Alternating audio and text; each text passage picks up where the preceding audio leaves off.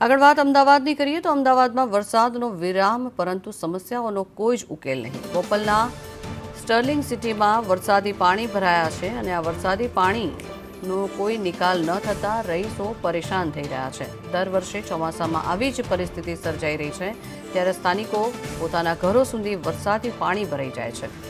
તંત્રને અનેકો વખત રજૂઆત કરવામાં આવી છે તે છતાં કોઈ પણ કામગીરી કરવામાં આવતી નથી। સ્થાનિકો દ્વારા આ પ્રકારની અનેકો વખત રજૂઆત પણ કરવામાં આવી છે। અમદાવાદ શહેરમાં વરસાદનો વિરામ પરંતુ સમસ્યાનો કોઈ જ ઉકેલ હજી સુધી આવ્યો નથી। બોપલના સ્ટર્લિંગ સિટીમાં પણ વરસાદી પાણી ભરાઈ ગયા છે ત્યારે વરસાદી પાણીનો નિકાલ ન થતાં રહીશો પરેશાન થઈ રહ્યા છે। દર વર્ષે ચોમાસામાં વરસાદી પાણીના નિકાલ ન થતાં લોકોને ભારે હાલાકીનો સામનો કરવાનો વારો આવી રહ્યો છે।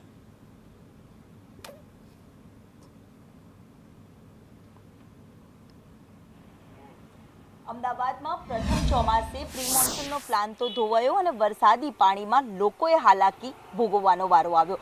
અમદાવાદના બોપલ સિટી પાસે આ બોપલ વિસ્તારમાં આવેલા સ્ટર્લિંગ સિટીની જો વાત કરીએ તો અહીંયા પણ દર વર્ષે સોસાયટીમાં વરસાદી પાણી ભરાઈ રહે છે। લોકોના ઘર સુધી પણ પહોંચી જાય છે પાણી અને તમામ લોકો છે તે હાલાકી દર વર્ષે આ રીતે હાલાકી ભોગવતા હોય છે। ત્યારે સ્થાનિક છે એમની સાથે જ વાત કરીએ। બેન, હજી વરસાદનો વિરામ છે પણ પાણીનો નિકાલ કેમ નથી થતો? અહીંયા કોઈ કરાવતું જ નથી, પાણી કોઈ કરાવતું જ નથી, એમનો પાણીનો નિકાલ જ કોઈ નથી થતો। કેટલી હાલાકી પડે? બહુ વધારે પડે છે। અહીંયા તો આટલું જ છે, બાજુની ગલીમાં તો વધારે પાણી છે, ત્યાંથી સાધન કાઢવું હોય ને તો પણ તકલીફ પડે છે। એક્ટિવાને તો નીકળતું જ નથી।